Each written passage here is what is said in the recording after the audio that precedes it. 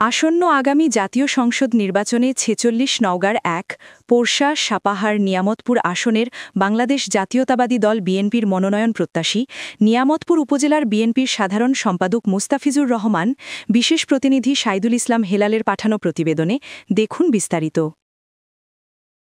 মঙ্গলবার বিকেলে ২১ অক্টোবর পোরশা উপজেলার নিতপুর ও গাঙ্গুলিয়া বাজার সহ বিভিন্ন মোড়ে জাতীয়তাবাদী দল বিএনপির মাননীয় ভারপ্রাপ্ত চেয়ারম্যান জনাব তারেক রহমান কর্তৃক ২০২৩ সালে রাষ্ট্র কাঠামো মেরামতের জন্য ৩১ দফার লিফলেট বিতরণ করেন এবং ধানের শীষ প্রতীকে ভোট চেয়ে সবাইকে আধুনিক রাষ্ট্র গঠনে সহযোগিতা করার আহ্বান জানান।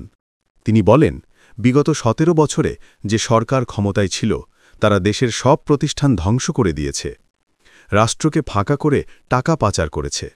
আজ দেশটি যেন একটি শূন্য কোষাগারে পরিণত হয়েছে, যেখানে ছিল না বিচার ব্যবস্থার স্বাধীনতা, ছিল না জনগণের মুক্তি।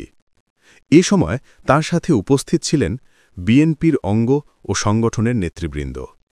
আপনাদের দোয়া এবং সমর্থন নিয়ে বিএনপি দেশ সেবার সুযোগ পায়, তাহলে প্রথম বন্ধ হবে জুলুম, বন্ধ হবে দুর্নীতি, বন্ধ হবে।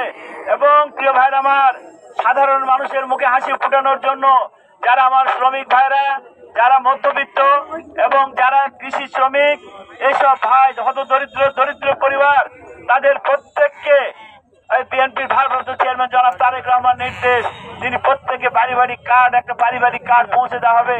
যেই কার্ডের বিনিময়ে অল্প সামান্য অর্থ দিয়ে ১ মাসের খাদ্যশস্য, চাউল, ডাল, তেল, লবণ, চিনি, এই সমস্ত নিত্য প্রয়োজনীয় জিনিস পাবে, যাতে এই দেশের মানুষ, এই আমাদের সাধারণ খেটে খাওয়া মানুষেরা কোনো কষ্ট না পায়, তার ব্যবস্থা থাকবে।